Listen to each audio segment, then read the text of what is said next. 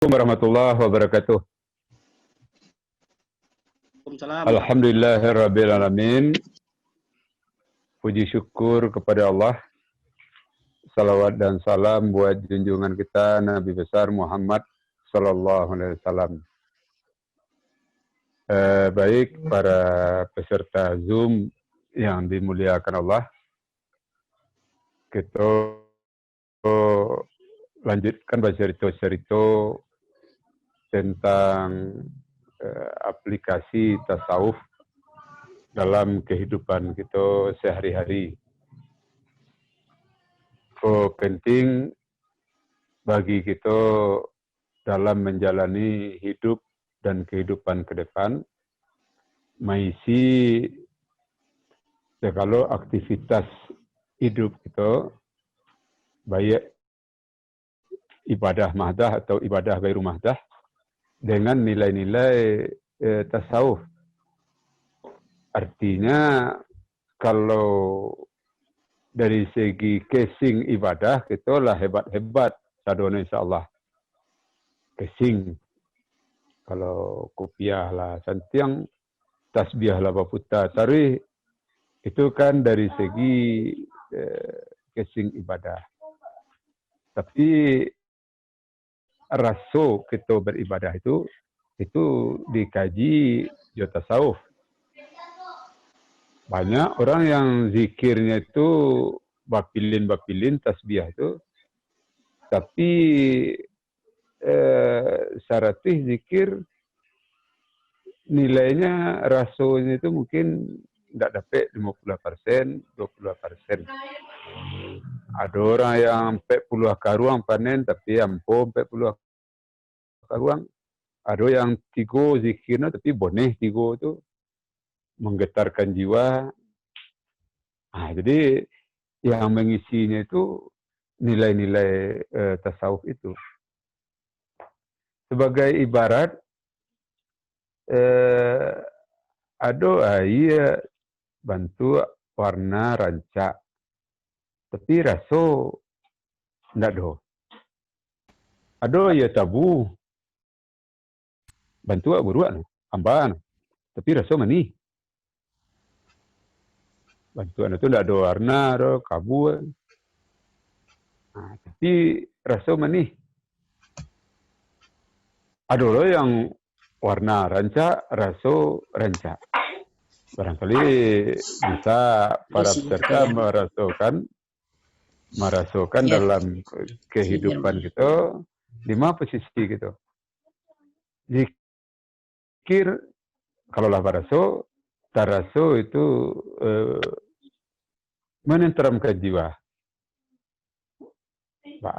Jiwa kita damai, tenang.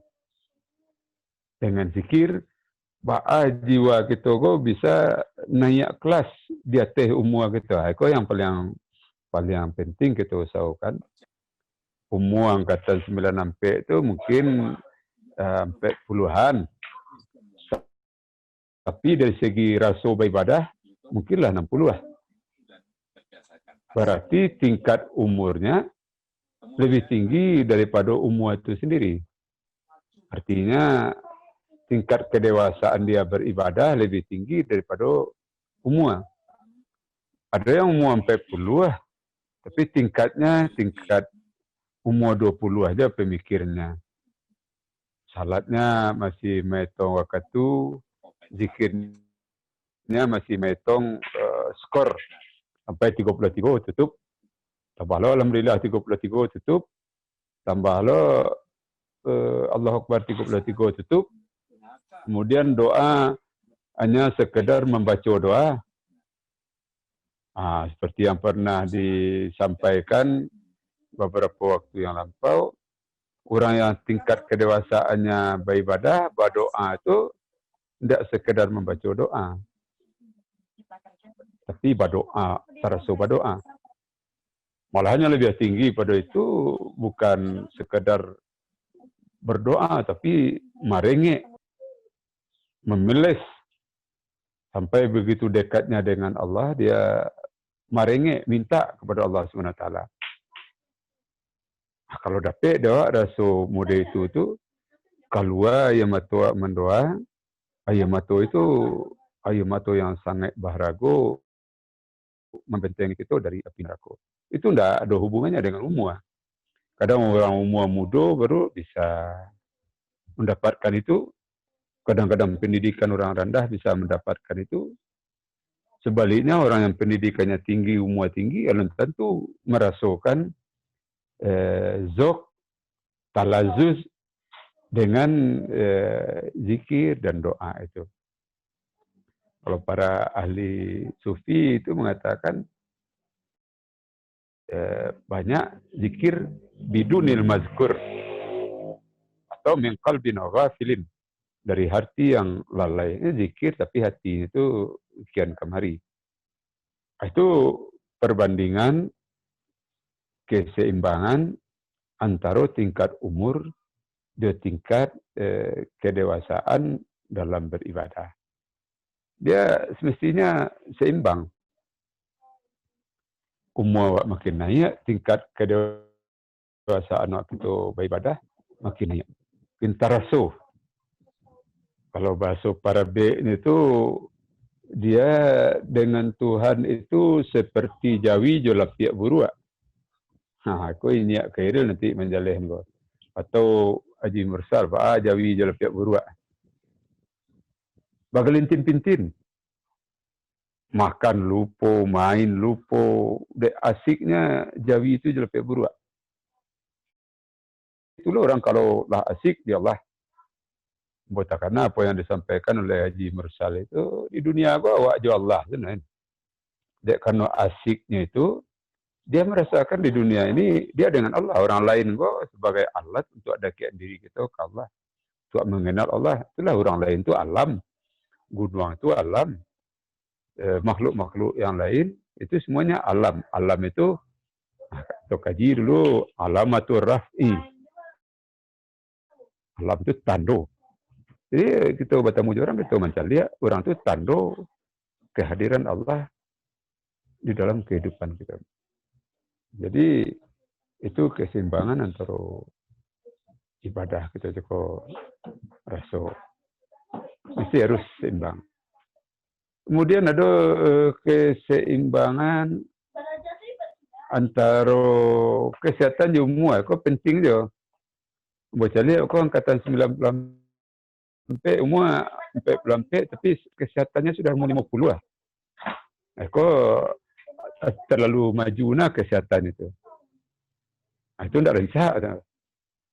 Kalau bisa umur 40 kesehatan 25. Rasulullah itu mulai parang umur 55. Berarti sehat Rasulullah itu lebih muda daripada umur. Khadijah umur 55 masih naik Bukit Uhud mengantarkan makanan untuk Nabi. Berarti Khadijah sehatnya lebih muda daripada umur. Jadi kalau ibadah kita mungkin lebih tua daripada umur, tingkat kedewasaan kita. Kalau kita masih banyak galau baru, berarti kita kedewasaan kita masih di bawah umur. Banyak keraguan kita baru, itu orang muda kemudian itu. Keraguannya banyak, kekecewaannya banyak, putus asa banyak, ingin dihargai banyak, ingin dipuji banyak. Itu berarti tingkat usia awak lebih tua daripada kedewasaan kita. Itu yang akan kita manage diri kita, hati kita. Yang minggu yang lampau kita lah melatih diri kita masing-masing, bukan pelatihan dari Zoom kita, tapi kita sama-sama melatih diri kita. Proses tahalli, mengosongkan diri, mengosongkan hati kita. Sungguh para peserta Zoom yang dimuliakan Allah, sebetulnya hati kita banyak dipenuhi dari hal-hal yang tidak penting. Hati-hati kita banyak digaduh lah penuh je persoalan problem-problem. Kalau hati itu lah penuh, tak ada sampai untuk hati aku damai dengan ibadah gitu, tak ada sampai di kosong. Ada komentar Rabiatul Adawiyah itu yang hebat. Dek, karena hati itu lah penuh dia cinta kepada Allah, tak ada sampai untuk membenci orang. Tak ada sampai untuk memikirkan orang. Aku luar biasa tu. Itu tokoh tasawuf dengan mazhab cintanya Rabiatul Adawiyah itu. Jadi Rabiah itu memang menampakkan bahwa mahabbah itu kepada Allah Subhanahu Wa Taala itu. Dawa tiwa penuh ada persoalan-persoalan. Sehingga hati itu tidak pernah mood, tidak pernah khusyuk. Ibadah doa tidak pernah khusyuk.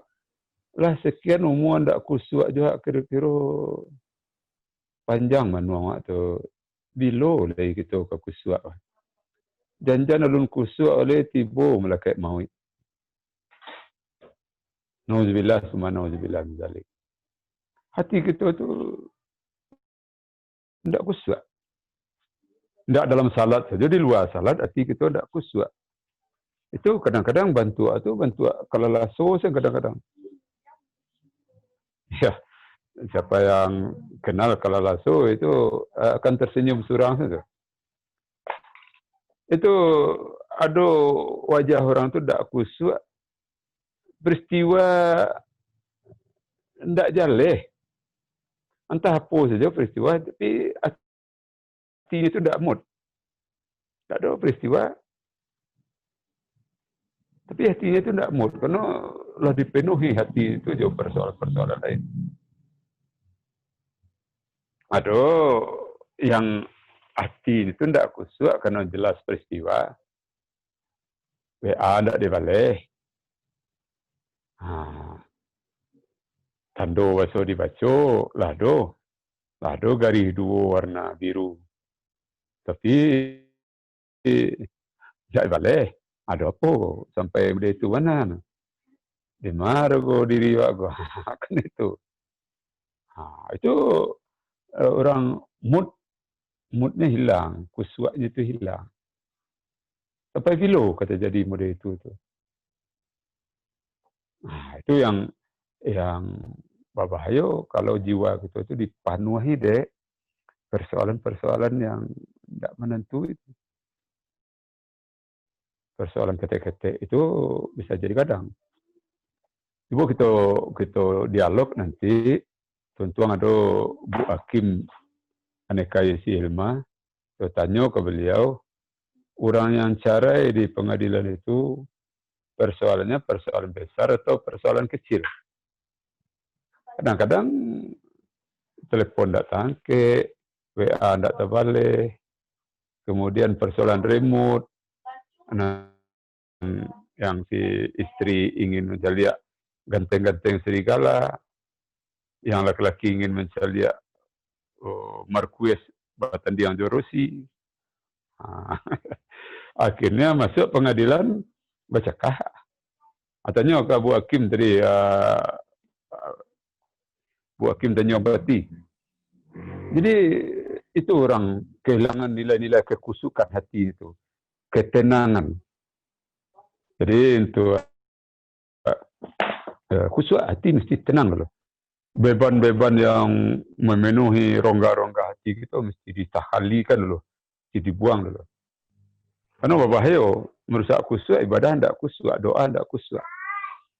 Karajo tidak khusyuk, persoalan kadang akan muncul. Itu tidak bisa dipediakan. Ada para ahli, entah psikolog, entah siapa yang mengatakan, tapi ambo tidak setuju.